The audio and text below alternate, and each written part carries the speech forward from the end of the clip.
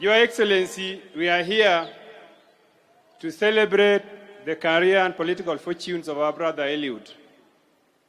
And Your Excellency, personally, I've known Eliud for many years as a determined, courageous gentleman.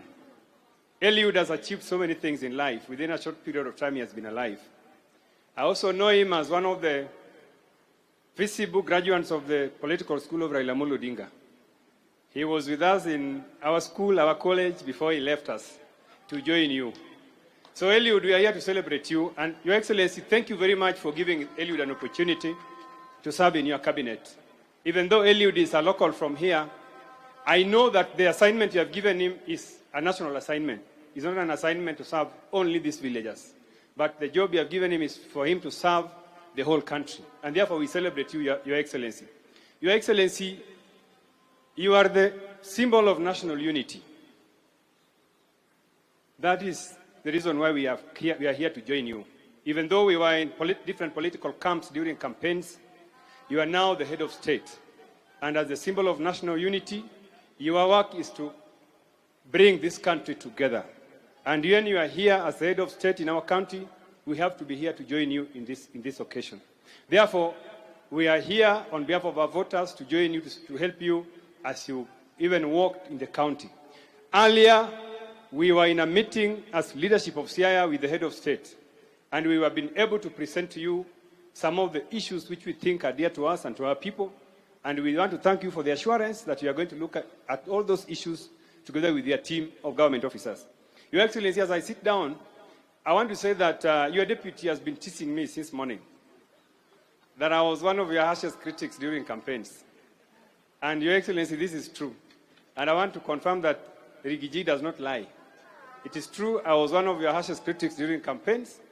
And I normally say that maybe because I was one of your harshest critics is the reason you worked hard and now you're the president of Kenya.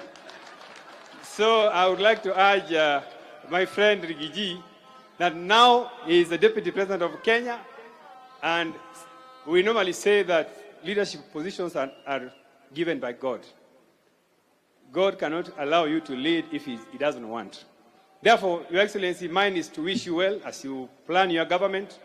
I like what you have said in the recent past, that for us in ODM, we are going to be opposition so that we can check your government as you work.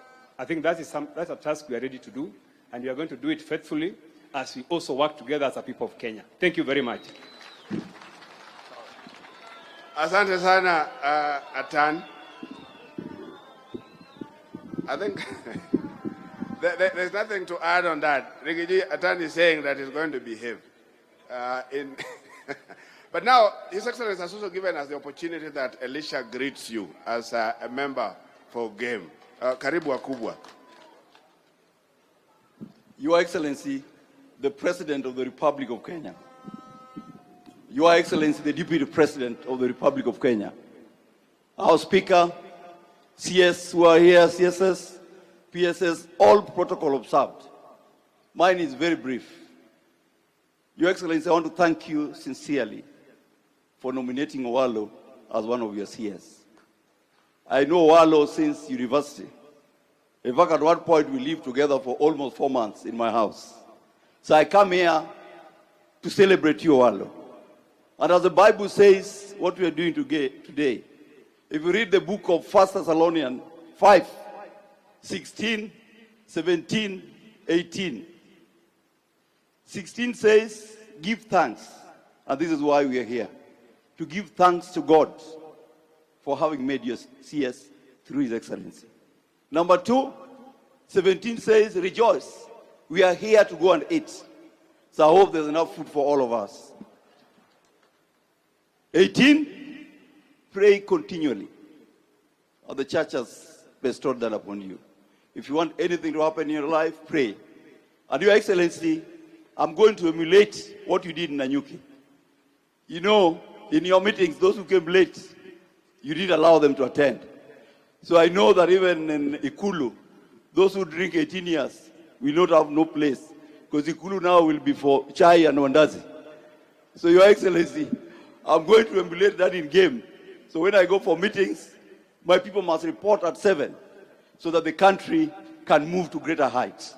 Us as a people will stand with you, will support you so that we can get exponential growth in terms of development as a people of Siaya and as the people of the Republic of Kenya. Joka nyana muye, joka nyana mumor. Ele jo mumor gi Dr. William Ruto. Asanteni sana. Now, let me call Karoli Omondi, MP for Suba South, to say a word on behalf of the other Nyanza leaders. Thank you very much, Mheshimiwa Ochanda. Your Excellency, the President of the Republic of Kenya, Your Excellency, the Deputy President, the Prime Cabinet Secretary, the Right Honorable Speaker, Honorable Ministers, Honorable Members of Parliament, other officials of the government, ladies and gentlemen, good afternoon.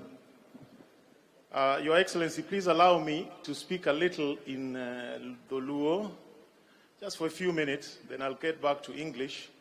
I'll not be very long, I'll be a little brief. Yothurwa,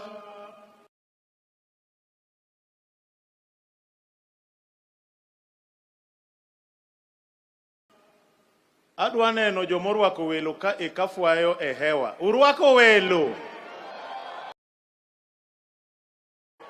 Koro kaka wa joloka kocha adwa nu puonja ni siri ni to en mane.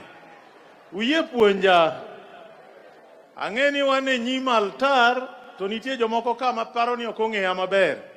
Mae Karoli Omondi ma kibiro Suba tiluongo ni chumo chung donji yie katidagi. Koro adwa nu winja kae maber. Ne wawuok oko kwa manyo kombe auchiel. Dongu nyalo paro. Nwayudo abich e wi auchiel. Achiel moro no obawa donge. To kata kano obawa kamano, okonyiso ni chunywa winjore tur. Nyaka watigi rieko mondo waneni watiyo ne jothurwa. Omiyo jogo mano yier mano yudo kombe, nyaku chak tiyo ne jopiny. Kendo ne ka kukonyogi. To wambe nyaka wane ni e karwa ka chumbi orumo, nitie kaka wanyalo dhi kuonde mamoko to wakalo chumbi tedogo e dala ka. Ung'e ni jogotgi king'e history mar jo Kenya, gine joma nwa wuotho go kwa malo Sudan. Dongu ng'eyo? Wane waluwo Uganda, gine giluwo Ethiopia. Gini owetewa kung'e gima wacho. Omiyo ka marwa nokodonjo to margi odonjo, onge tiende mondo wakun ni ok wanyal kawo chumbi kuomgi. Uwinja? Emomiyo kanyocha kech ochako kaji ka, an kaka Karoli nafwenyo nikech kai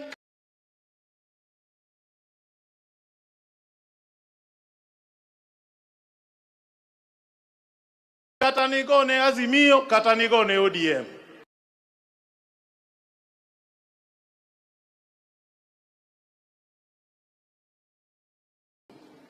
Your Excellency, your election marks a generational change, a shift from those born before independence to those born after independence. It therefore affords us a great opportunity as a nation to build on the deep foundations of our forefathers, but at the same time to deal with the challenges that still bedevil us, one of which is the chronic underdevelopment of our people. I hope and I trust that if we work together, we will be able to create great economic transformation that can help our people get into middle-class economy like those that were with us at independence across the world. I also hope we can consolidate our democracy and strengthen our governance structure on constitutionalism and the rule of law so that our country can prosper. On those two issues, I assure you, as the leadership of this part of the world, we are ready to work with you. We are ready to join hands to bring development to our people. We are also ready to hold your government to account. Asanteni sana, Jothurwa. I want to extend to the President and his team a standing invitation. Always come. Don't inform us. Just say tunakuja. Hata sisi tunataka kuanza kujipanga mapema. Tunataka kujua tunaelekea wapi. Dongu winja. Nyaka wambe wako kuandwa mondo wange.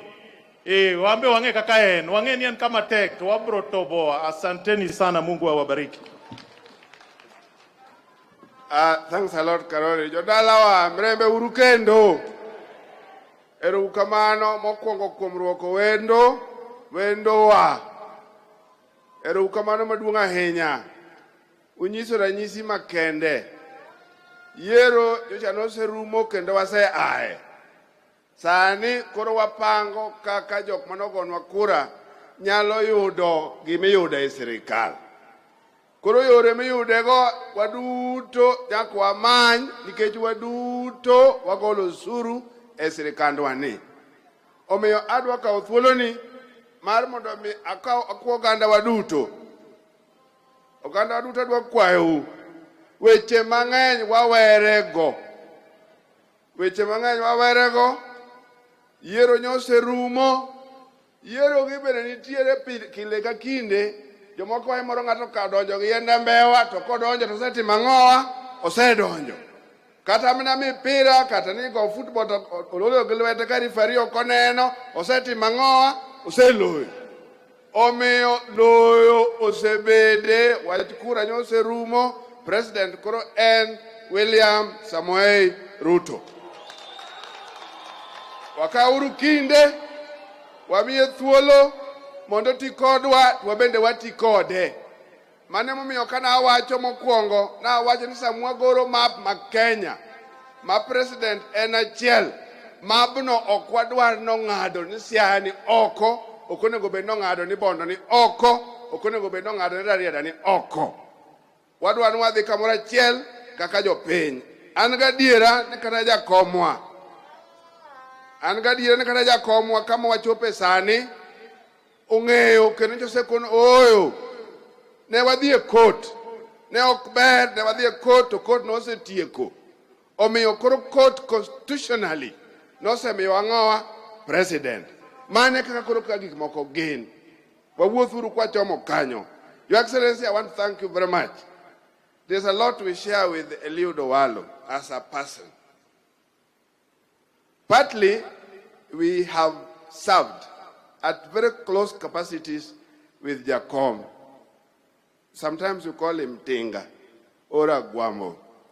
We are very close friends. We still want to work very closely with him, in as much as we also want to work closely with you. I want to thank you that Eliud got into working with Raila when, at the same capacity almost. I'd also worked as a personal assistant of Raila, a researcher, a script writer, and all this. I've done it, and I know the capacity of Raila. Please, let's allow him to be part of this republic. Let's give him his space that we recognize, and we move on as we recognize your leadership. So I think this is what I want to say at this moment. I didn't bring up the governors, both the current and the former, because I want that to be done by our governor for Siaya. So allow me to welcome our governor for Siaya, James Agre Orengo. Karibu, Governor.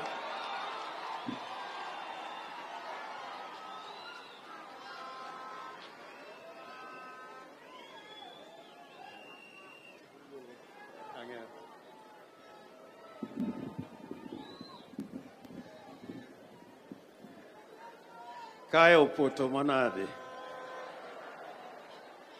Your Excellency, the President of the Republic of Kenya, Dr. William Ruto, Your Excellency, the Deputy President of the Republic of Kenya, Honorable Rigathi Gachagua, Your Excellency, and he deserves that position because he's been a Vice President, the Prime Cabinet Secretary, Honorable Mudavadi, the Speaker of the National Assembly, Moses Wetangula, all the Cabinet Secretaries who are here, my brothers, the governors who are here, Governor Otuoma, Governor, I think Governor Kangata, I'm told is here, and the senators who are here, and the former governors and senators. With your permission, Your Excellency, before I say anything, and in consultations that we've had, give me a chance or allow me to invite Senator Mandago is a former governor. He has served those twin positions. He has been a regular visitor here. And then I'll call upon the other two governors. And then we proceed.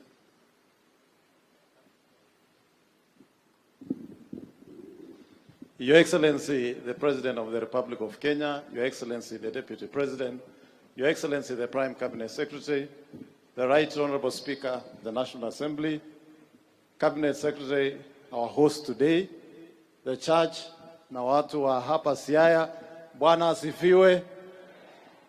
Your Excellency, allow me to introduce my colleague senators, since the Senator for Siaya is not here. We have the Senator for Trans Nzoia, Senator Alan Chesang, who is also the chair of ICT Committee at the Senate. We have Senator Veronica Maina, who is a member of the Speaker's panel in the Senate and also the Secretary General of UDA. Na nimekuwa hapa, Your Excellency, nikasikia Secretary General ya chama tawala. It's very long since I had that statement. Your Excellency, wacha tu niseme machache. Kwanza nishukuru hawa watu wa Siaya. Your Excellency, nilikuwa hapa wakati ilikuwa mazishi. Oh, sorry. Tuko na Senator Mungatana, Senator wa Tana River County. Nilikuwa hapa kwa mazishi ya mzee Gumbo. Na nakumbuka tulikuwa na governor hapa wa Siaya, James Orengo. Na wakati hiyo, Your Excellency, kuomba kura hapa ilikuwa ngumu kidogo. Na hao watu wako na makosa. We had a silent agreement. Tutawapatia kule kwetu Mheshimiwa Raila Odinga % kidogo ndio asiende bure. Now we agreed they are going to give us 30% so that we start on an equal footing. Today I looked at the statistics nikagundua iko shida kidogo. So iko toba ya kutubu hapa, lakini hawa ni watu wazuri, tumekuja pamoja na nimesikia temperature hapa hapo mbele kutakuwa na mto mkubwa sana ambayo inaelekea kwa serikali. Your Excellency, Your Excellency, kama Senate sisi tunafurahi kwa vile unaunganisha hii taifa la Kenya. Sisi kama bunge tutafanya kazi pamoja, and Mheshimiwa Senator Orengo, who is now the governor, as a member of ODM, as they hold the government to account, you held me to account as a governor. I will also be holding you to account as the governor of Siaya County, as you deliver to the people of Siaya. Asanteni sana na Mungu awabariki. Tutakuwa pamoja, asante sana.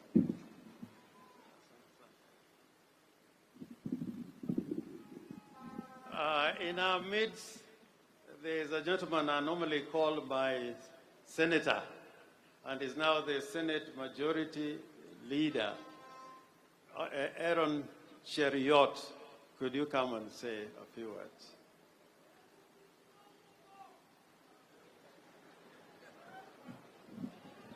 Your Excellency, the President, the Deputy President, Prime Cabinet Secretary, all leaders that are here, I thought Senator James Orengo, now Governor, had chosen to forget about me. So I was planning something very serious.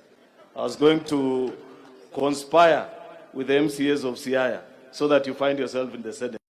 Then we can. But now that you have forgotten, be assured that you are safe, at least for a few more days. So I want to say congratulations to my very good friend, Eliud Owalo. Pongezi sana on this great honor that you have been given to serve the people of Kenya. I want to give you my assurance that us from the Senate, sisi tutafanya kazi pamoja. We will ensure that we help you deliver for the people of Kenya, and even more so for the people of your home area where you come from. Because it is a biblical principle. If you read the Bible, for those of us that are Christians, it says that as you share the good news, you begin from Judea to Samaria to the rest of the world. Sasa wewe Owalo, wakati unapanga mambo ya serikali na ofisi, mimi najua wewe ni waziri wa Kenya. Lakini chochote ambayo unapanga, panga pia kitu ya hii kijiji ambayo inaitwa Gango, alafu Bondo, Siaya, and to the rest of Kenya.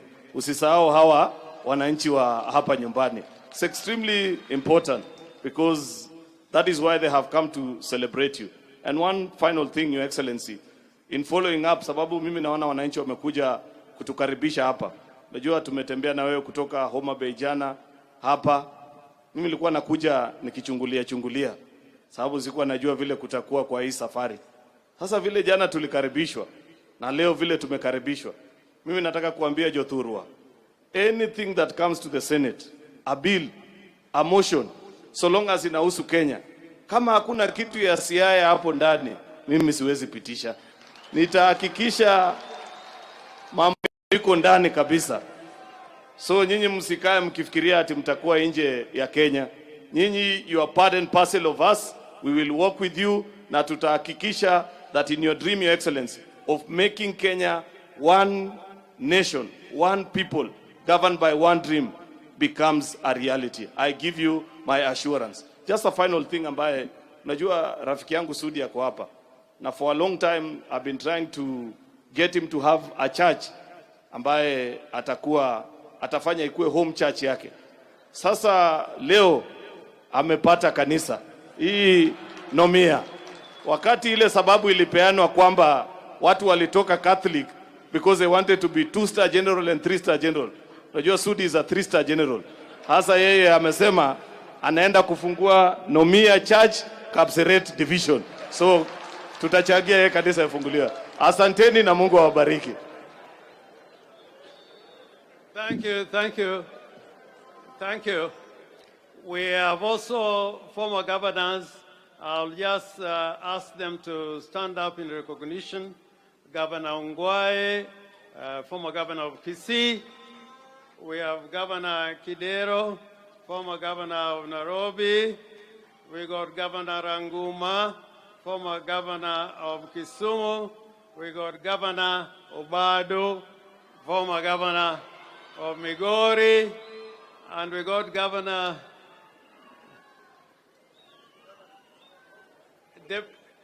Deputy Governor. Oh, yeah, thank you so much. Now it is my pleasure to call upon my brother or son, Governor Kangata from Murang'a.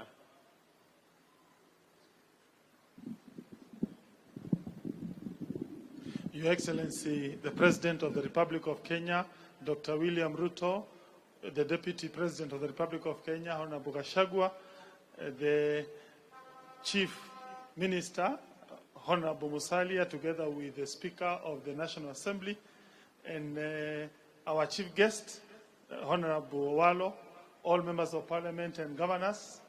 Your Excellency, you have attended and convened many meetings since you became the President of this country. But this is one of your most important meetings you have ever held in the Republic of Kenya. Your Excellency, the blood that runs in me as a Kikuyu is the same blood that runs in a Luo. The people of Luo Nyanza deserve development in the same manner the people of Central Kenya deserve development. Central Kenya and Rift Valley will never develop until Nyanza also develop. Rift Valley will never develop if Luo Nyanza is not developing. And today's meeting, you have come to give the people of Luo Nyanza the hope you are part and parcel of this government.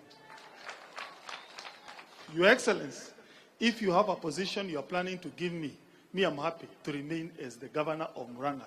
Give it to a person of this region. Your Excellency, I'm contented to remain as a small governor of Murang'a County, but ensure these people get recognition and their share of this government. We never made an application for me to be born as a Kikuyu. We never made an application. I just found myself being born in Central Kenya. And therefore, being born in Luo Nyanza should never become a disadvantage to you. And we have come here to tell you, the people of Luo Nyanza, President William Ruto will visit you today, tomorrow, forever. He'll always be coming here. Because we believe in a united country. We believe that Kenya is one, and we as UDA, we shall ensure and fight to make Kenya remain one united country. Your Excellency, you are doing a very good job in coming up with very good policies that are going to unify this country. But you will do a better job when you make Kenya a more united country. Political development and social development of this republic must be achieved by ensuring the people of Luo Nyanza, they feel they are part of this country. And I'm happy to help you in that endeavor. I will finalize by saying, I have learned so many things when I came today, when I met my colleague. He is doing a good job by becoming the governor of this place. I want to give you an assurance. This will be the best governor of this region. That one I know. He is one of the most experienced politicians. In fact, when I came, he gave me very good ideas, which I'm going to implement back once I go back to Murang'a. I also gave him some few ideas.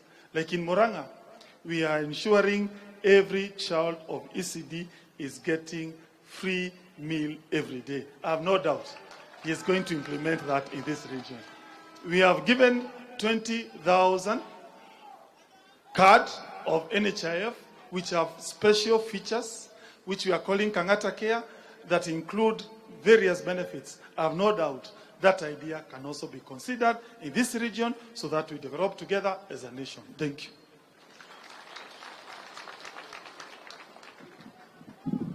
I also forgot to mention that Senator Mwaura, I don't know whether he was introduced. We worked with you in the Senate. Welcome, Senator Mwaura.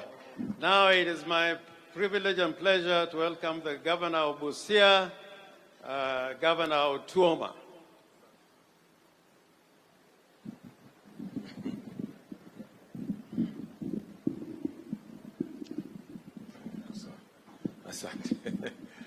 Your Excellency, the President William Samoei Ruto, the Deputy President, our Chief Minister and Speaker, all protocols observed. Allow me also to join those who have congregated here today to celebrate our brother Owalo. Owalo, I'm not here by mistake. I purposed this day to come and be with you. And Owalo, as we are here, I want to echo the words of one Kenyan. It doesn't matter how you perceive him, but I perceive him to be one of our greatest Kenyans, who once said, I may be the appointing authority, but I've given you opportunity to serve Kenyans. And none other than the late President Mwai Kibaki used to remind us that he may be the appointing authority, but he has given us opportunity to serve Kenya. It's a sacred calling. I want to thank His Excellency the President. He has given you opportunity to serve Kenyans. And I hope it's a duty you are going to take diligently. I've known you for many years. We have been in the same political formation. Not just yourself, even His Excellency the President. Tumekuwa tu pamoja. Hii kijiji tumetembea tu pamoja. So I want to thank Owalo. I know your potential, your dedication when you want to do something. Please work for this country. Don't let the President down. Don't let Kenyans down. And we'll support you. You have been a brother. Tumepita ngumu na wewe, na ndio kwa sababu nimekuja hapa. I remain your true friend. Your Excellency, because of time, also allow me to say one thing as a leader from the Lake Basin counties. Your Excellency, as you go around, there could be quite some interesting successes. But Your Excellency, this Lake Basin region is like a rust belt economically. Because Your Excellency, if you look at our sugarcane sector, for the last 25 years, we have been discussing on how to have solutions to that sector. But 25 years down the line, we don't seem to have sorted out that. And that has affected the economics of this region. Even if you look at the tax contribution, this region used to be one of the highest tax-paying regions. Today, you can see from your bottom line that that is not happening anymore. There's a time I even met the KRA people going around wondering what happened, because the taxes that used to come from this region are no longer there. So we need to think on how best to revamp that sugarcane sector. Cotton is also still down there. You have talked about the B2 cotton. and they need to revamp it, the textile industry, that can help the Lake Basin region. Your Excellency, I know now we have got the blue economy as one of the major flagship projects. But it would surprise you, Your Excellency, that since we started aquaculture, and what we used to fear is now happening. Farmed fish is coming from China and being sold in this region because of a lot of our fisherfolk still need solutions. But I'm happy to hear that now that research station in Kisumu is being revamped to try and help the region, and we are going to cooperate with them. With those few remarks, I also want to welcome you to Busia. Karibu sana Busia. Ulisema utakuja Budalangi, tuangalie mambo ya mchele, tutoke hiyo acreage ndogo, tupande juu. Mimi nimekungoja. Na kama ukuje nitakufuata Kitale huko. Karibu sana. With those few remarks, asanteni sana. Watu wa Siaya, hamjambo? Muko salama? Situmeelewana? Tumesema siasa sasa imepunguka kidogo. Sasa tunataka maendeleo. Na Siaya na Western ni part of Kenya. Mnakubali tufanye kazi pamoja? Mnakubali sisi ambayo tumechaguliwa kwa chama ya Azimio tushikane na Dr. William Samoei Ruto tupeleke Kenya mbele? Mumetupatia hiyo mandate. Wangapi wanakubali hiyo tuone kwa hewa? Your Excellency, you can see everybody accepts. Na sisi tumekubali. Tutasukuma kazi. Asanteni sana.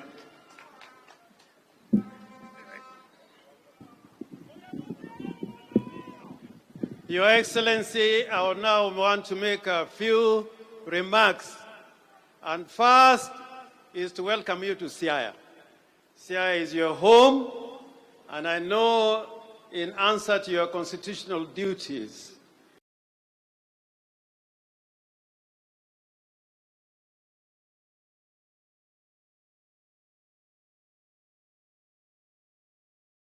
as head of government and head of state,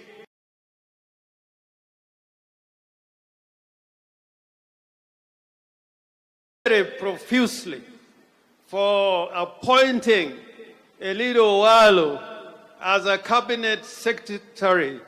I know him. I can vouch for him as a worker, as a scholar, as a writer, and as a thinker, and as a strategist. And I know Asembo and Siaya are better with Owalo in the cabinet of William Samoei Ruto. And I hope in the fullness of time, you are going to be able to appoint other people from this region to escort Owalo. You know, Deputy President was parading some people from this region, but like Oliver Twist, we still want some more. And we know we are going to get some more. But Owalo, I can assure you, as you serve in the national government, because the standard has been set that the national government and the county government should work together seamlessly for the benefit of the citizens of Kenya. I know that today we are coming not because the head of state is in an official visit to Siaya. This visit was primarily to celebrate the appointment of Eliud Owalo. So I asked the president this morning, earlier, that please come to Siaya again so that you can tour the whole of Siaya from one end to the other. Joturo uye no president kano duogo Siaya kai jadei moye. And the reason why I know that will help us today, just this morning, we put a little request to the president. We are trying to encourage people from this part of Kenya to be farmers. We want to be food secure. The county government has provided tractors, and we are going to provide subsidized fertilizer. But the president today told us that of the tractors that we have already acquired, he is going to facilitate us to get an additional 20 tractors to come and help the people of Siaya. Secondly, along the river Nzoia, we got two major projects. And basically, one is a water project, the Ukwala Sega Ogunja water project. He has challenged us as a county to do our part, and that project is going to be completed. In Lego, where people grow rice, like many other parts of the county, we had procured a mill, but we did not have sufficient funds. The president has said he is going to provide funds to enable us acquire a big mill for our farmers in Siaya County. And I know here in Asembo, the road known as Kamito, Kalandini, Kaelija should be tarmacked like yesterday. I had the benefit of flying with the president over this area, and I can assure, as a matter of duty, the president is going to ensure that that road is completed. And he said, all the roads that are stalled in Siaya County, just like in other parts of the Republic of Kenya, they are going to mobilize the contractors to come and make sure that those roads are done. In Luanda Kotieno, we have a project which was done by the government for fish processing. He has assured us that if we hold discussion with his government, that fish processing plant, together the one in which Loom, are going to get into business. And I want to applaud you, Your Excellency. You seem to know everywhere in Siaya. You need to know every road. I don't know what you used to do here before, but I was very impressed about that. So I know we are on the right track. I just wanted to say one thing. As patriots, as Kenyans, we as elected leaders, and I'm saying this thing with all the seriousness and the command of my words, that it is wrong for us to talk about 2027 for those who have been elected. We should be talking about what we are doing now, not 2027. And I am happy that the President, you are here, because you have assured us that your government is kicking and working in Siaya and the entire Republic of Kenya, not because of 2027, but because that is the duty we were elected to perform. I also am gratified that the two levels of government, Your Excellency has assured us that we are going to work together in accordance with the Constitution and in accordance with the county government and all related statutes. And for that, we thank you, Mr. President. Finally, I want to ask the people of Kenya, we are one nation. We are one nation. The Kenyan people, we are one nation. We should never build borders or walls. A Kenyan should be ready and prepared to go anywhere in any part of this republic. And leaders, if we say things the way we should say them, this country is going to be one indivisible republic under God that is looking to the future with optimism and vision, and I think that is going to help this country stride to a higher level.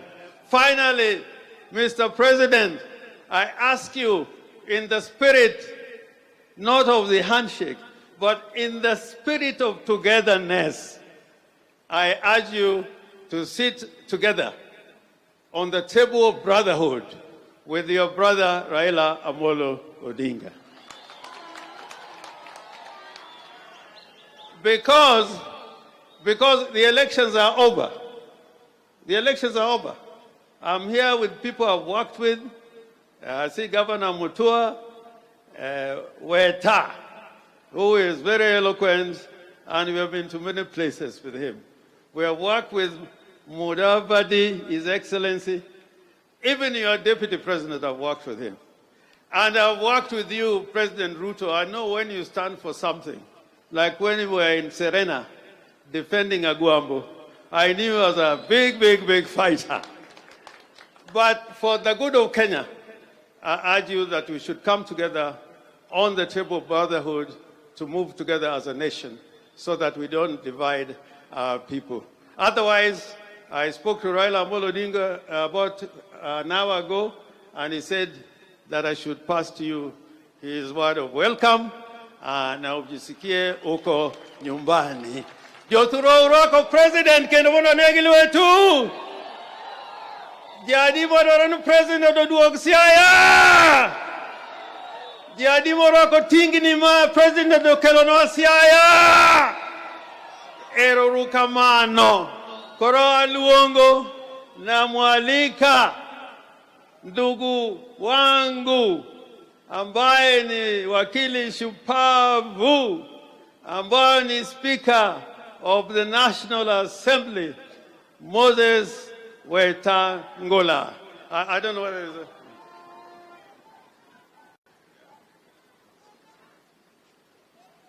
Oh, okay. Okay, I'm sorry. There's a little hitch there. I'm told that the CS in charge of health will now come, East African community, to come and introduce the rest of the members of the cabinet.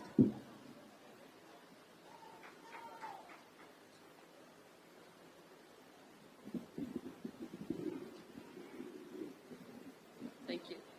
Your Excellency, the President of the Republic of Kenya, Excellency Deputy President, Prime Cabinet Secretary, and I will ride on all other protocols, and the great people of Siaya, good afternoon. Before I introduce the Cabinet Secretaries, I invite PS Dr. Raymond Omolo to introduce the Principal Secretaries. Karibu.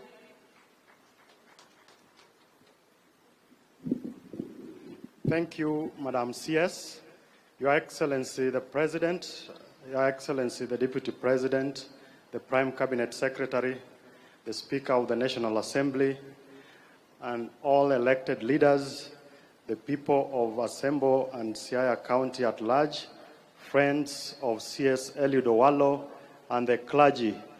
God is good all the time. Nyasaye ber. Sechete, jo Asembo be umor, jo Siaya umor, arafuana uru kumor. Your Excellency, first of all, let me congratulate CS Eliud Owalo for inviting us for his Thanksgiving. And secondly, allow me to acknowledge the presence of the officers of government who serve in the lower cadre at the level of parastatals. If you are there, feel welcome. But I want to give special mention to Wana Waore Dianga, who comes from this place and is the chairman of Lake Basin Development Authority. Your Excellency, if you remember, you took me from Lake Basin Development Authority to be your principal secretary. And the last thing is to introduce my fellow principal secretaries. And I would ask that you stand up as I call your name so that the people of Asembo and Siaya at large would take note. I have Professor Edward Kisiangani, who is a PS in charge of broadcasting, working within the Ministry of CS Owalo. Then there is Engineer John Tanui, the PS for ICT. Thank you. We have Susan Mangeni, the CS in charge of the Hustler Fund. We have PS Terekia Mbaika, who is in charge of devolution in the office of the Prime Cabinet Secretary. We have PS Joseph Motari, who is in charge of social protection. We have James Muhati, PS in charge of planning. We have Engineer Peter Tum, who is PS in charge of medical services. We have PS Joel Aromayang in charge of public works. We have PS John Mweke in charge of sports. Alfred Kombudo, who comes from Kisumu County, the PS in charge of trade. Thank you, welcome PS. Then we have PS Charles Hinga in charge of housing, and finally PS Beatrice Inyangala in charge of higher education. Lastly is to just say welcome, Your Excellency, to Siaya County, and by extension to Nyanza. We were in Homa Bay yesterday, we went to Kisumu, and today we are in Siaya. We want to sincerely welcome you and thank all the visitors for coming to Siaya to celebrate with our brother Eliud Owalo. Thank you.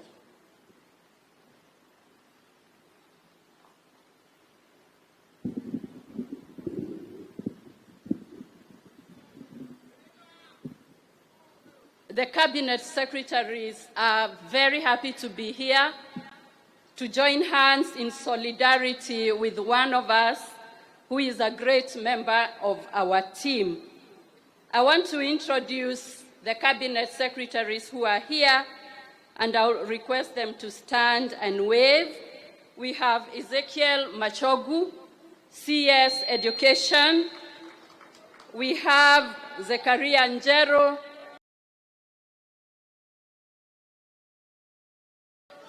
CS Lands, Public Works, Housing. We have Alfred Mutua, Foreign and Diaspora Affairs.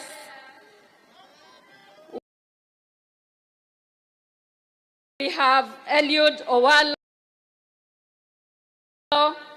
Information, Communication and Digital Economy, and myself, Rebecca Miano, in charge of East Africa Community, ASALS and Regional Development. Your Excellency, under your leadership, we assure you as Cabinet Secretaries and our Principal Secretaries that we shall serve with dedication, with determination, dutifulness, and hard work. And now, I want to invite Eliud Owalo, the rock star for today's Thanksgiving. Welcome.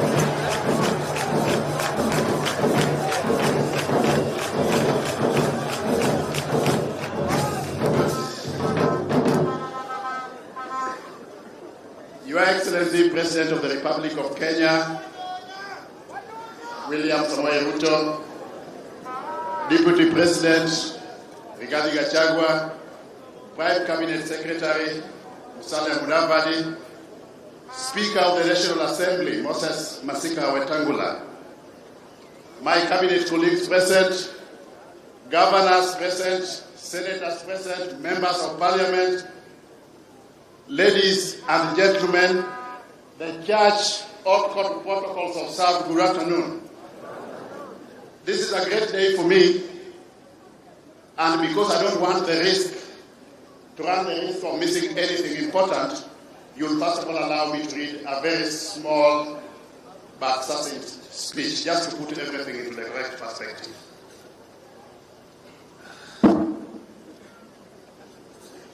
Your Excellency, Dr. William Ruto, President and Commander-in-Chief of the Defense Forces of the Republic of Kenya, the Deputy President and all protocols observed, I'm delighted and humbled this afternoon at the same time to welcome you to the place that I ultimately call home. In the Luo culture, Your Excellency, we the Luo people, our home is a very special place. It is very different from other places where we live away from Luo land. We call those places houses, no matter how elaborate, comfortable, modern or eloquent they may be. Your Excellency the President, distinguished guests, ladies and gentlemen, welcome to my home in Gangu village in West Asengo, Siaya County. This occasion, Your Excellency, is both very special and most humbling for me and my family. We are gathered here to pay homage to God for the special mission that has been assigned to the Secretary for Information, Communication and Digital Economy. It is a mission, Your Excellency, that without fear of contradiction, I have accepted and set out to serve with great humility. As a family, we have invited you to tarry with us in thanksgiving to God and to all who have made this possible, with His Excellency the President at the forefront. We have never hosted this type of gathering here before. Perhaps the last time that we had this type of gathering was when my father passed away and we had a similar gathering here a few years ago. I want to thank all of you for finding it worthwhile to be with us today. This occasion, of course, is largely about myself and my appointment. I prayerfully submit myself before God, ready to serve my country and fellow citizens in the role that have been assigned. God and His Excellency the President have found it fit to grant me the opportunity to serve in the 5th government of the Republic of Kenya as a Cabinet Secretary. I don't take this for granted. Your Excellency, sir, ladies and gentlemen, I have always considered myself to be a very modest person, perhaps even a shy person. I am therefore a little overwhelmed by the focus and attention today. I am more used to focusing on others rather than on myself. However, the reasons for this focus are clear and I am therefore very appreciative. I have received many messages of goodwill right from the day when His Excellency proposed my name for the Cabinet. I am truly thankful to all who have sent me these messages. As it is not possible to respond to every individual message, please take this affirmation of gratitude to be my vote of thanks to you if I have not reached you individually in this regard. Your Excellency, thank you very much for trusting me with the honor of this high office in your government. You could have settled for any other person out of the millions of Kenyans at your disposal when deciding who the 22 members of your cabinet would be. But you deemed it fit to settle on me, and for that I owe you a great debt of gratitude. It is an honor and trust, Your Excellency, of the highest magnitude to be counted among this number. And I want to assure you, Your Excellency, sir, and my country, that I shall not disappoint you. I will serve with diligence, loyalty, and credence. I further wish to extend gratitude to the church, Nomia Church here, and especially to the religious leaders who are with us here today. Your prayers and blessings have always been very important to me and my family. As you will be aware, my grandfather, the late Johanna Owalo, played a leading role in the founding of the church that is presiding here today. I was brought up in this church. I have always been encouraged by your teachings. Your guidance and prayers have informed my path. Thank you for your central role today. I plead with you to continue praying for me, for my family, and for the company that I will keep during this very special tour of duty that God and His Excellency the President have called me to. Pray that together with my team, we will deliver. When members of Nomia Church were called upon to stand up, the President asked me why my wife was not standing up, and I told him that she is a Catholic. And he found that very strange. And my wife has always told me that because they grew up within the Catholic faith, for the sake of the children as well, they have to be Catholic. But I suspect the reason why she doesn't want to be a member of Nomia, Your Excellency, is this polygamy that the bishop... Hii maneno ya mabibi wengi, Ndio inaleta shida. So we will discuss that and see what we can do. I want to appreciate my cabinet colleagues and all other leaders who have joined us here today from your different walks of life. Just as this meeting has brought us together today, His Excellency the President's mission of digitalizing and digitalizing the country is going to generate productive intersections at various parts of our work. As the person privileged with the lead role on behalf of His Excellency the President in information, communication, and the digital economy, I look forward to working with all other leaders, those gathered here, and many more beyond. Your Excellency, ladies and gentlemen, allow me to appreciate the community that I come from, and especially the immediate community of Gangu village, the Sigeri area, West Asembo, and Rarieda, the immediate environs of my home. In these days when the country faces serious food challenges, I have, alongside other leaders, traversed Siaya, Migori, Kisumu, and Homa Bay counties on behalf of government to lead in distribution of famine relief food donated by the Kenya Kwanza government. The love that I have encountered from our people is overwhelming. I want to assure the people among whom I was born that I also love you. Your Excellency, I know that you have repeatedly reminded us that we are honored to serve in your government and that service to the whole country is not just service for our home areas. Yet, Your Excellency, I also know that you appreciate the altruistic and very much awake to the specific challenges afflicting special communities and regions. In this regard, therefore, Your Excellency, I know that it is not in vain for me to promise our people that I will always be ready and available to be your emissary, depending on unfolding events from time to time for the benefit of this region, Your Excellency. Thank you once again, everybody. Thanks to all those who have contributed to the planning and success of this occasion. And at this point, may I just call upon the organizing committee to stand up from wherever you are and wave. Those who are in the organizing committee led by George, Donji, there were quite a number, and they are from all over the country. I thank you very much. Okay. I thank God for you all, and together let us thank God for the opportunities in our lives. Let us trust in Him for the future. Glory be to God the highest. God bless you. God bless Your Excellency. God bless the people and the leaders present here. And may God bless our beloved country. Thank you very much.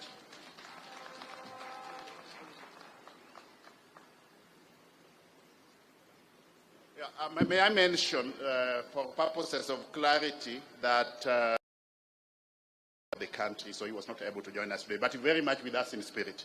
Thank you very much. Yeah.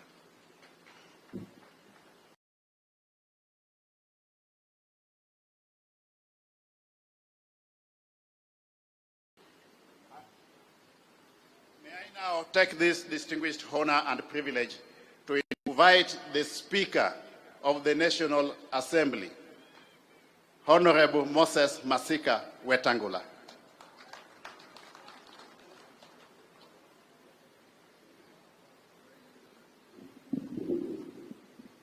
Am I that short? On the short end. Your Excellency, the President of the Republic, let me give me 1 minute to introduce my family, please. Come over. Yeah. Please come over.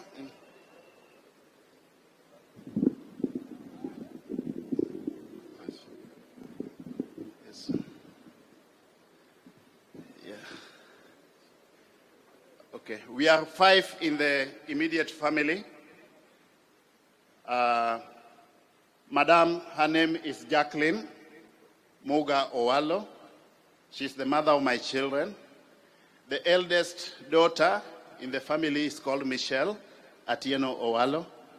And then the second born is Michelle Achieng Owalo. Yvonne Achieng Owalo. And then the last born, as at now,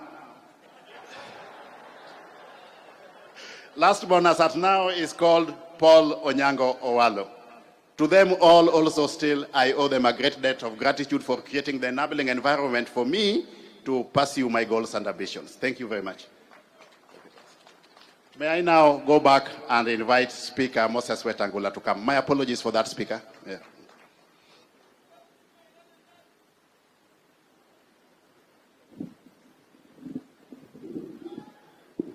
Thank you, Eliud, for remembering to avert a crisis later in the day. Your Excellency, President William Samoei Ruto, Deputy President, Chief Cabinet Secretary, Cabinet Secretaries, Governors present, Honorable Members of Parliament, the clergy, na waheshimiwa wananchi. We're here today to pay homage and cheer my good friend Eliud Owalo. I've worked with Eliud Owalo for many years, probably about 20 years. What has been said about him is true. He's hardworking, he's brilliant, he's honest, keeps his word, and above all, he's a go-getter. In fact, he's a man of great faith. And it is the faith you have, Eliud, that has brought you this far.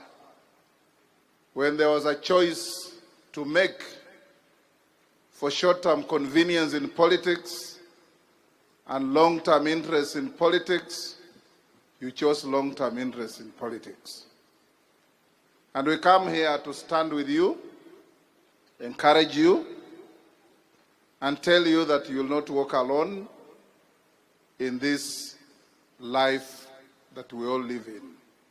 So being here today is a day for you to stand above everybody else and thank His Excellency for looking around the 50 million Kenyans and giving you an opportunity to serve the people of Kenya. An opportunity that I have no doubt you will discharge with absolute distinction, because I know that's how you work. People of Siaya, led by my brother and friend James Orengo, whom we worked with for a very long time. We are here to say that we are one indivisible, happy family called Kenya.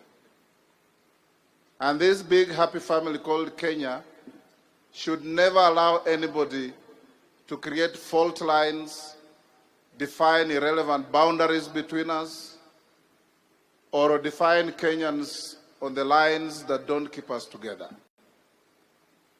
And I want to salute our president, because since you went into office, you've been everywhere, telling Kenyans that whether they voted for you or not, you are the President of the Republic of Kenya and you will serve each and everyone without any fear, favor, or prejudice. And that's what a president must be, should be, and will be. So we join you in celebrating the success of your minister. I also want to confirm that the area MP of this constituency is out of the country on my permission with a delegation from Parliament. He called me and told me to convey his gratitude to you, Your Excellency, for picking Eliud Owalo from his constituency. Lastly, nataka kuwaomba ndugu zetu wa Kenya. Siasa ilikwisha, iko nyuma yetu. Sasa ni kuungana na kushikana mikono. Tutembee pamoja kutoka Vanga mpaka Turkana, kutoka Lamu mpaka Malaba. Kila Mkenya awe na nafasi ya kujivunia kuwa Mkenya. Kila Mkenya awe na nafasi ya kujiona ya kwamba hii serikali ni yetu sisi zote. And I like what Orengo has said. You know, Orengo has always been a very vibrant politician, sometimes more active when he's opposing than when he's supporting. But today, you've spoken and touched my heart. That where we are, and where you are, and where we shall all be is to know that we have no spare country. There's only one Kenya, and we salute the outcome of the last elections because Kenyans were sitting on tenterhooks. Are we going to fight again? No. Are we going to quarrel again? No. Are we going to raise irrelevant, trivial arguments? No. We shall remain one. And Mr. President, Shakespeare said, unease is the head that wears the crown. The crown is on your head. Even if you become uneasy, carry the duty of uniting Kenyans. Thank you so much. Ndugu zangu, nyinyi watu wa Siaya, mumeoa mtoto yangu msichana, kwa hivyo nyinyi ni nyawana, na sasa nikimaliza hapa nataka ile mahali ilibaki munipeleke mahali nikule vizuri, na nijue kwamba hii urafiki yetu itadumu forever. Ochanda, thank you. I was in London 2 weeks ago with you, and you talked like a statesman. And keep that mood, and induct everybody else. Now it's my humble duty to invite my brother, Musalia Mudavadi, Chief Cabinet Secretary. Anaitwa ma-DVD.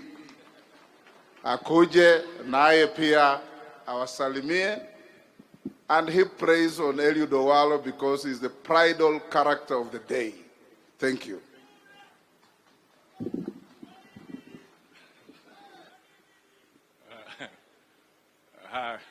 Hi, asante.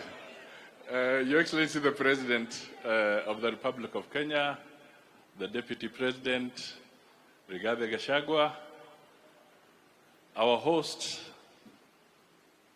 Eliud Owalo, and your family, Governor Orengo, and the entire leadership of this region, the leadership of the church, ladies and gentlemen, hamjambo. Mirembe. Mirembe muno. Mubebaramu. Asante sana. I'm a neighbor. Na hiyo ni lugha moja.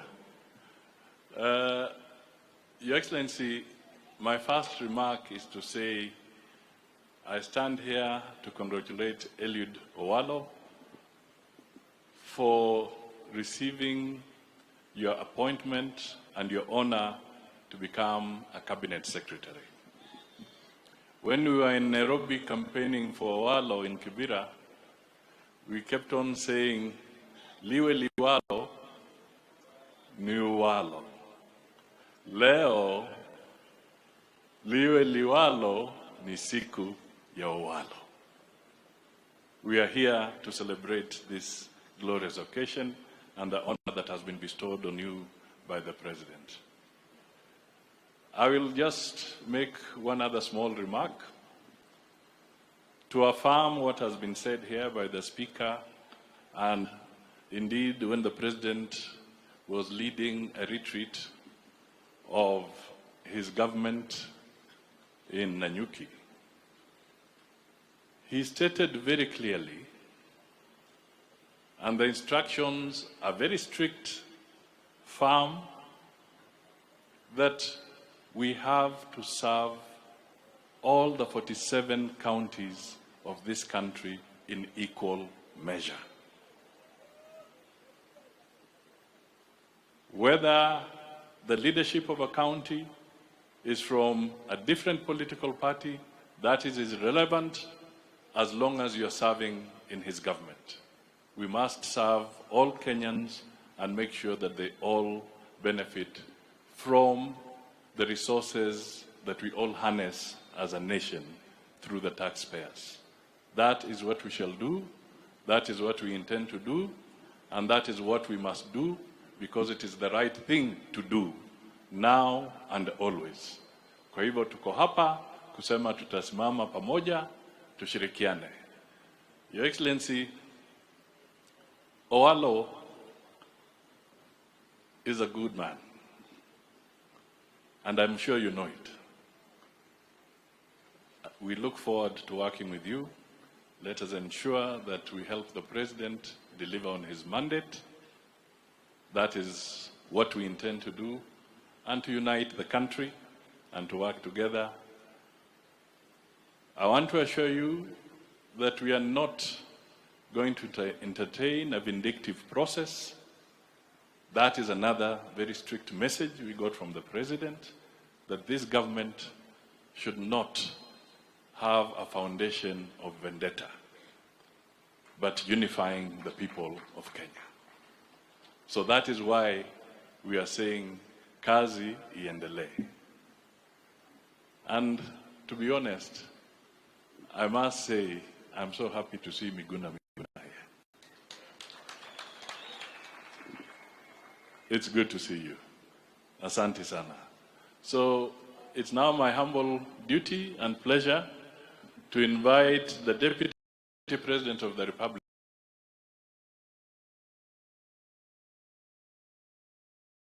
Asante sana, our Prime Cabinet Secretary, who is also known as Mr. Earthquake.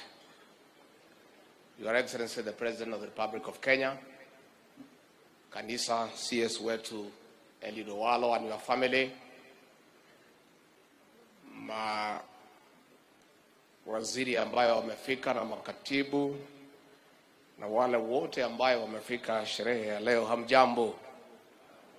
Hamjambo tena. God is good and all the time. Asanteni sana. Tumeshukuru sana kufika katika hii ibada ya shukrani, tukisherehekea ushindi mkubwa wa huyu ndugu wetu Eliud Owalo. Your Excellency, we are here to celebrate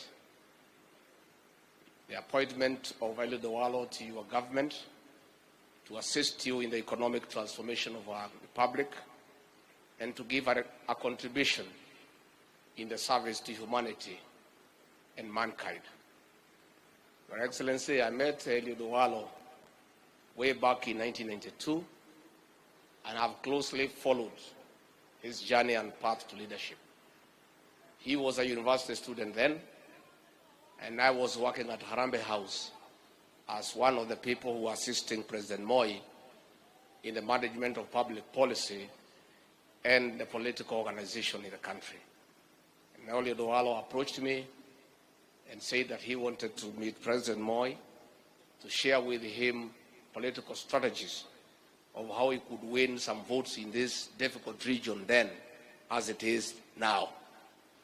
And Your Excellency, I did organize for Eliud Owalo to have a sitting with President Moi at the Kisumu State Lodge then, 1992. And when Mzee was there and he listened to Owalo, he said, "Young man, you have a great future in leadership, and I'm so happy today that President Moi's word has come to pass, that he is now a cabinet secretary."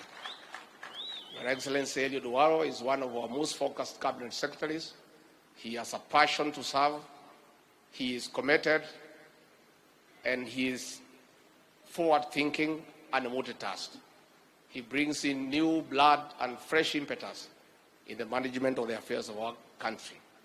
And we have no doubt that Eliud Owalo and the rest of our members of the cabinet, Your Excellency, we shall help you to deliver your mandate to the people of Kenya. Sisi tumeshukuru sana kufika hapa Siaya kwa makaribisho ambaye mumetupatia. Tulianzia Homa Bay jana, tulikuwa Kisumu, na wengine tulikuwa tukifika hapa hatukuwa tunatarajia mtatukaribisha namna hiyo. Tunataka kusema asante. Rais wetu au watu ya Siaya, hata kama hakutupatia kura vile tungependa, zilikuwa kidogo kiasi. Kwa hizo kidogo, sisi ni watu ya shukrani, tunasema asante. Na tunajua pale mbele vile tumeona tukiongea hapa, tunaweza pangana na tukakuwa tunatembea pamoja, kwa sababu vile gavana anauliza, tumepeana vyeo hapa, anasema tuongeze. Na mimi najua rais wetu wako hapa, mambo yenu wataendelea kuangalia pole pole, na vile mmetukaribisha naona amefurahi. Najua pia makaribisho ni kitu ya maana, si ni kitu ya maana? Na hawa viongozi wetu wameambiwa na rais pale tulikuwa mkutano, wapate nafasi watembee kwake, watembee kwangu, watembee kwa mawaziri, wasukume mambo ya maendeleo ya Siaya. Lakini viongozi, ningetaka tu kuomba nyinyi jambo moja peke yake. Mkitembea kwangu na kwa hao mawaziri wetu na ma-PS, najua si ni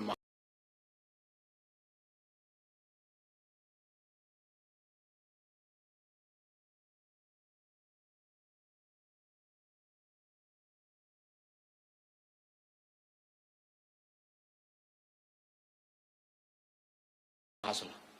Tafadhali mpunguze Kiingereza.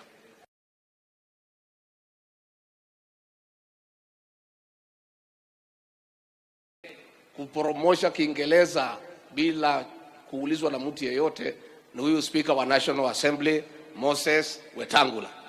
Lakini wewe mtu ya kwenda kutafuta usaidizi, sasa ukiweka ile Kiingereza kali utasikizwa na nani? Sasa kwa hivyo, Your Excellency, ningetaka nichukue nafasi hii wakaaji wa hapa katika counties yetu ya Migori, Homa Bay, Siaya, Kisumu, nionyeshe nyinyi viongozi, kwa sababu rais anapenda nyinyi.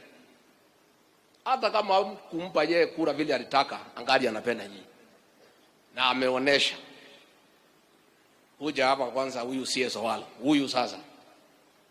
Najua sasa hii kazi ya information na ICT ilitaka mtu amekula samaki sawasawa na akili iko hali ya juu. Sasa rais akiangalia pale mtu yuko akili ya juu, akaona imetoka wapi? Hapa Siaya. Mmefurahia? Wapi makofi kwa rais wetu? Kutoka hapo tumeingia mambo ya usalama na utawala. Ile Oburu Odinga alikuwa anaita system. Simulisikia Oburu akisema ati mambo ya system.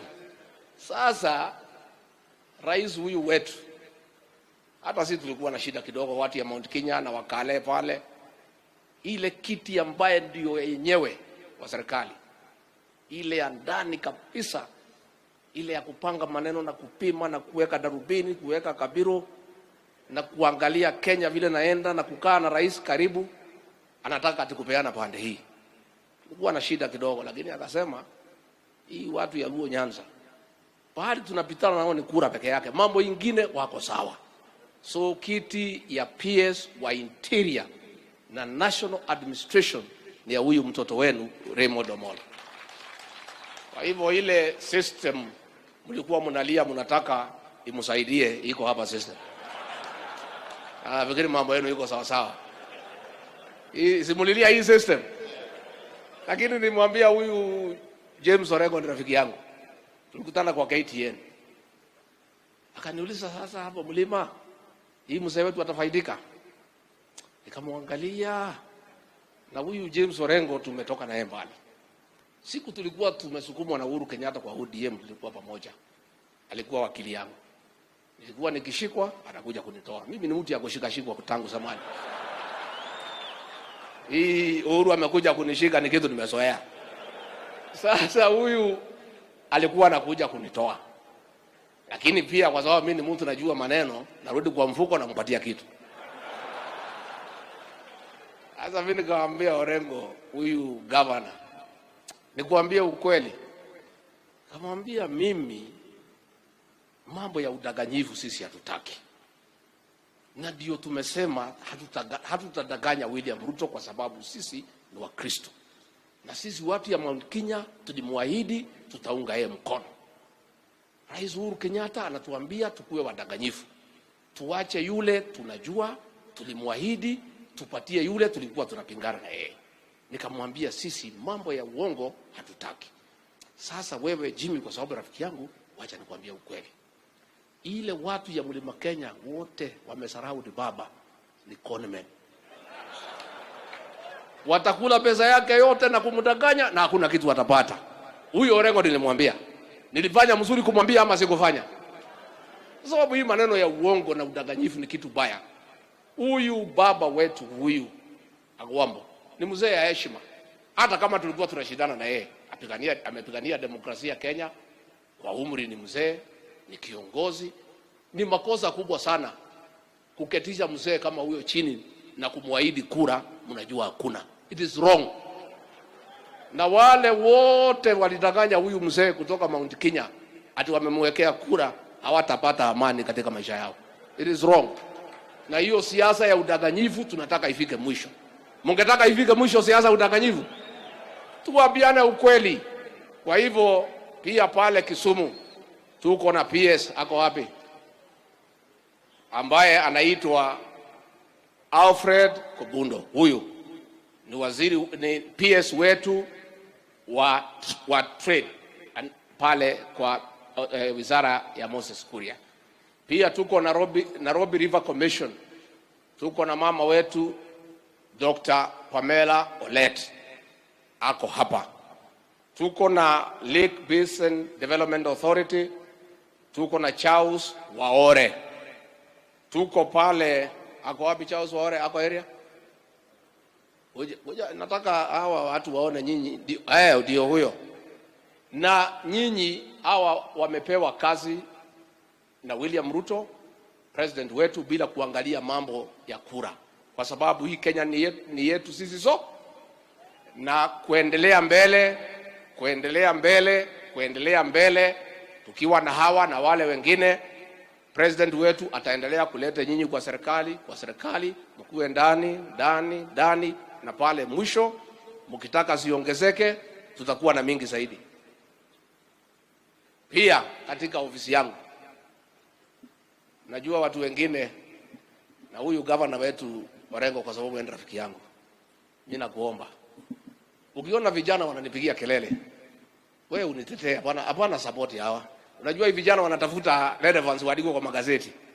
Sasa hapa kwa James Orengo, huyu governor, chief of staff wa ofisi yangu, yule ambaye anasimamia mambo yote katika ofisi ya naibu wa rais, mwenye kusema bila yeye kuweka kidole uwezi fika kwangu, bila yeye kupitisha uwezi, maneno yote tumepatia huyu mtoto wenu, anaitwa George Ngonga Makigoe wa hapa Game. Sasa nyinyi mnaona mimi nimeweka ile mtu nimeamini ni mtu ya Siaya. President bosi yangu ameweka huyu. Muko mbele ya muko mbele? Muko mbele kama mfuko ya shati. Asante, kaeni chini. Kwa hivyo mimi nataka niseme Your Excellency, tumefurahi sana na tutafanya kazi na hao viongozi na watu ya Siaya na Kenya nzima, na sisi mambo ya siasa imeisha, kazi yetu ni maendeleo, na tutakuja hapa tena na tena. Mnataka tukuje tena? Mnataka tukuje tena? Mtatukaribisha? Mmetupagia samaki ama hakuna? Iko samaki? Ama mnataka tulale hapa? Tulale? Mimi nilale hapa? Mtapanga vile nitalala? Mumepanga namna gani?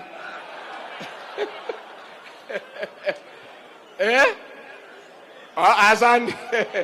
Kwa hivyo kwa heshima kubwa tujitayarishe, tumkaribishe Rais wa Jamhuri ya Kenya William Samoei Arap Ruto. Mr. President.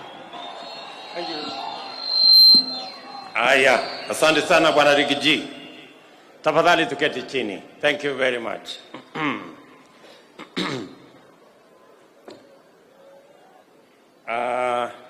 Naona kuna watu wengi huko nyuma sana. Nyinyi mnaona maneno huko?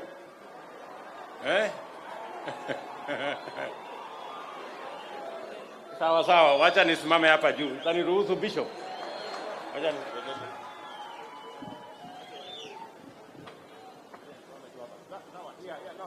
hapa ni sawa Bishop.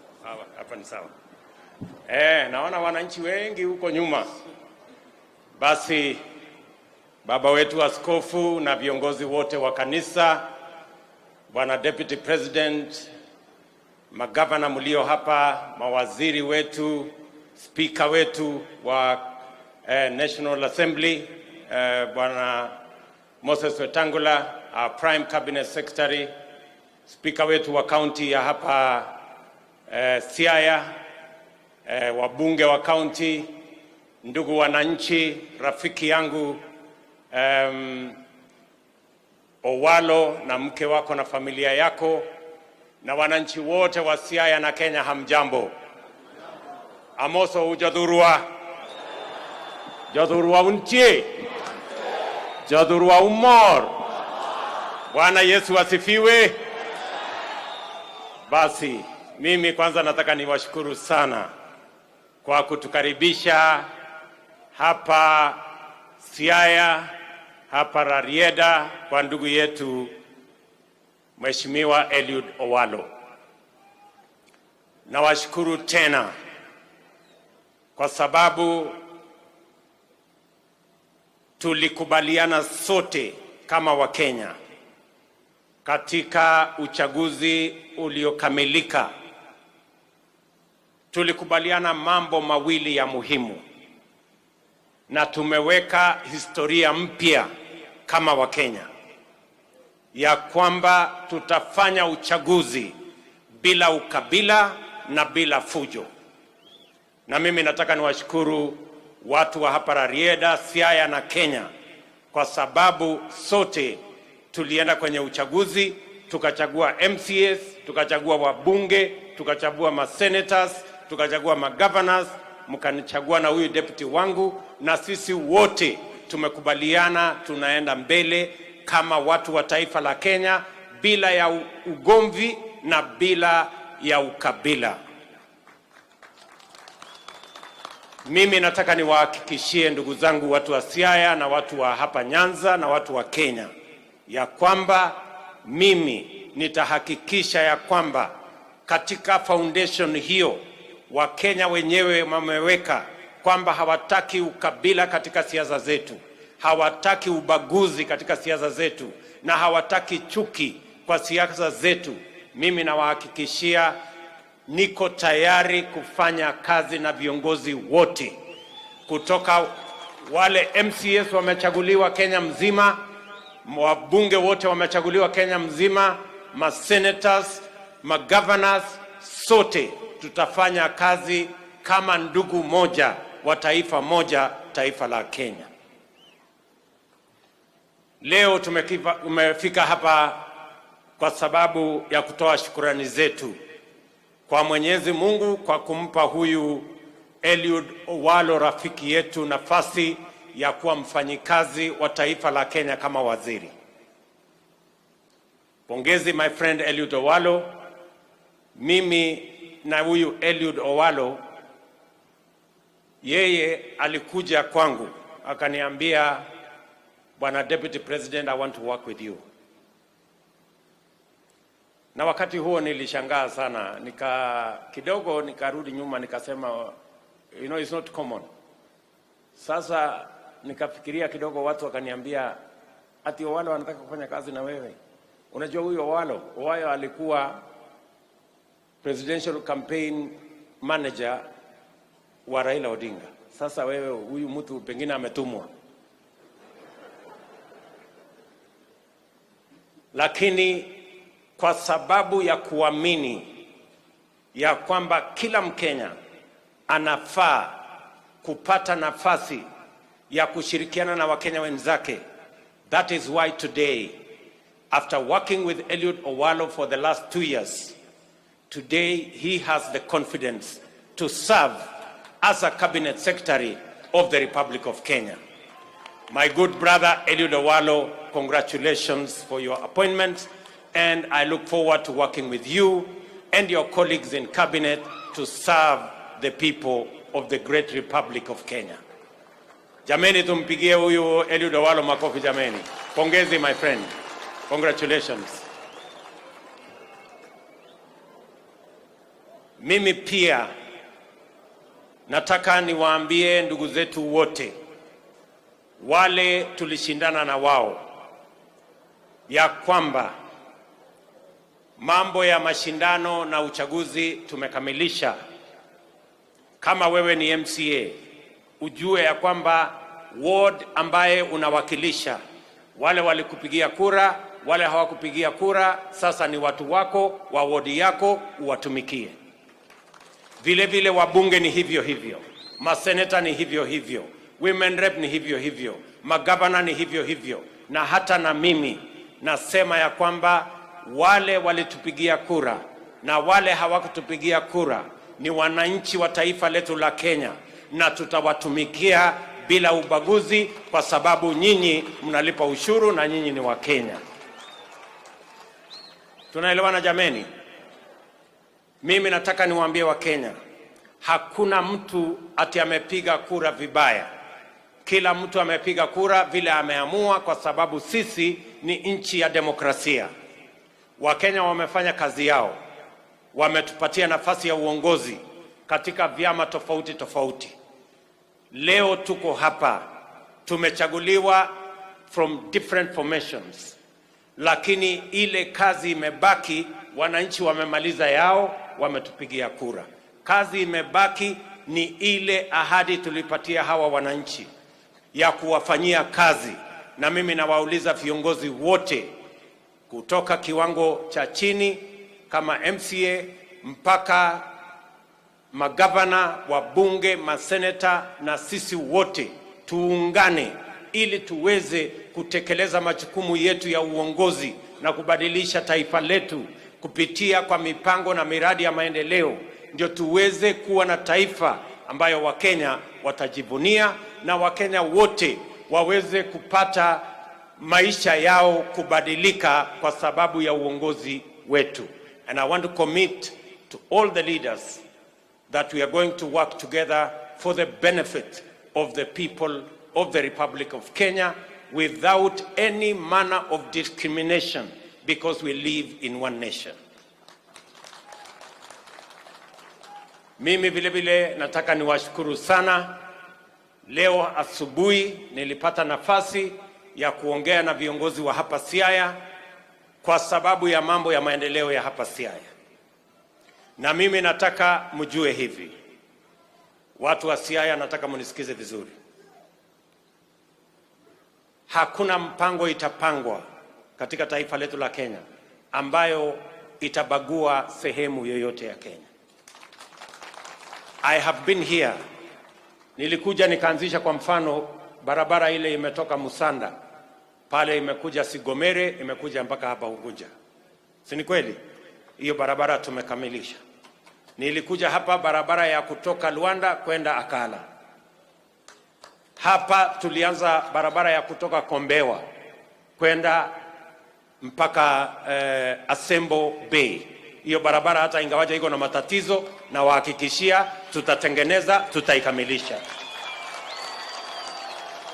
Barabara ya kutoka Kodiaga, si ndio, mpaka Onyinyore. Hiyo barabara vile vile hata ingawaje iko na matatizo kidogo, hiyo barabara lazima tuikamilishe, na tulianzisha pale nyuma. Orengo amesema anataka kujua mimi nilikuwa nafanya kazi gani hapa mbeleni.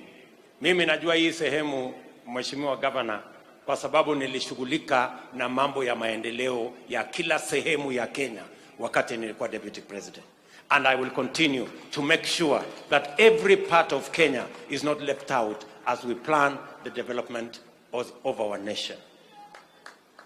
Mimi vile vile nataka niwahakikishie ya kwamba zile barabara zingine ambazo mnazihitaji, kuna barabara tumesema tumekubaliana tunaanzisha kutoka Bondo mpaka kwenda Liunda. Hiyo barabara lazima tuikamilishe na lazima tuijenge. Barabara ambayo itaenda mpaka hata kwa James Orengo kule Barobere.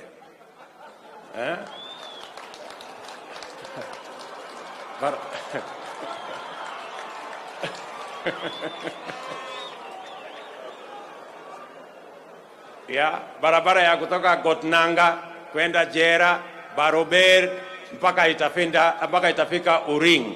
Hiyo barabara pia tutatengeneza, tutaikamilisha. I just want you to know that as we plan Kenya, Siaya and Nyanza will be part of that plan. Mtu asiwadanganye, na munisikize vizuri. Na nikiwa hapo, wacha niseme vile vile yale mambo mengine tumesema na hawa viongozi. Tuko na matatizo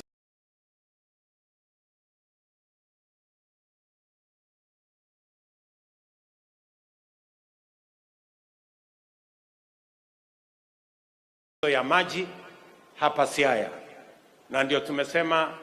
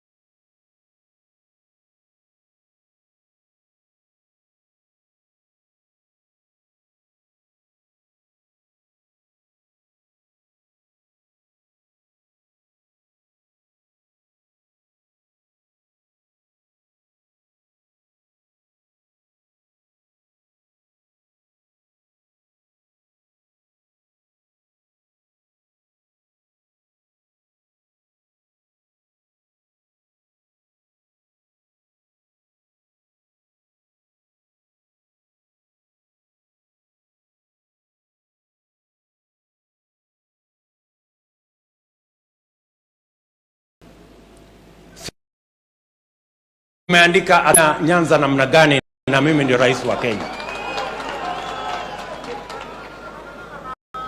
Ati wanasema huyu ni wa pande hii, huyo kona yake ni ile, ule kona yake ni ile. Tafadhali muwache kugawanya nchi yetu.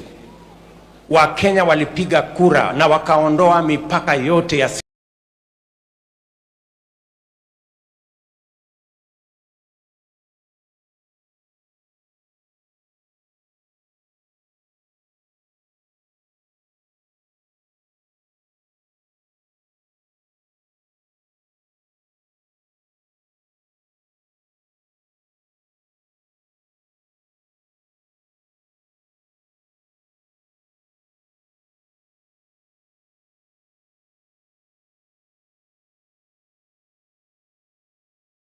na mimi nataka niwaulize ndugu zetu wa vyombo vya habari, tafadhali msiwe watu wa balkanizing the country.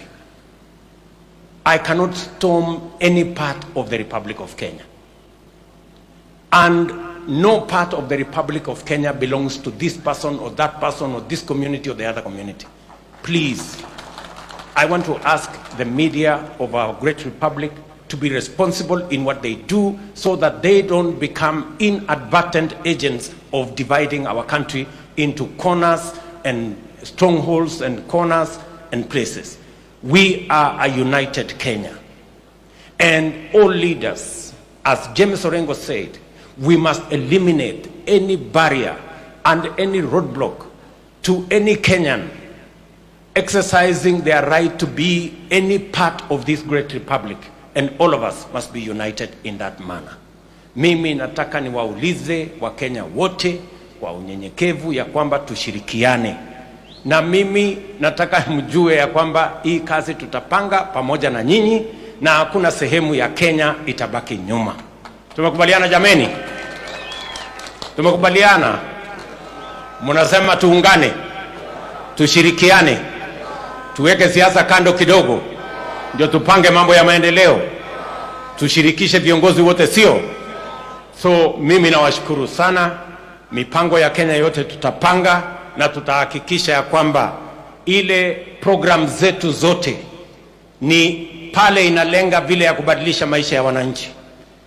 Hapa asubuhi leo tulikuwa pale kwa shipyard ya Kisumu na tumekubaliana tunaweka pesa ya kutosha ili tuweze kutafuta riziki kutoka ziwa la Lake Victoria, ili vijana wetu wapate ajira, tuhakikishe ya kwamba uchumi inakuwa na tunapata chakula na tunaboresha Kenya na Kenya inaenda mbele.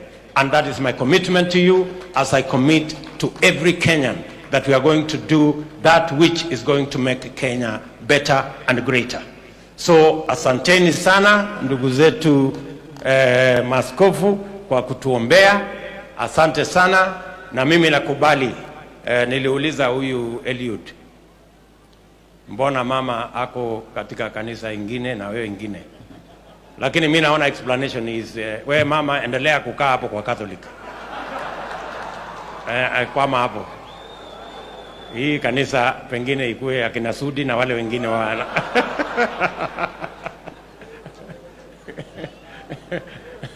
So asanteni sana and thank you very much. Na mkikuja kufungua kanisa huko kwa kina Sudi ukapserete, mimi nitakuwa huko, nitakufanyia nyarambe tuendelee. Yeah.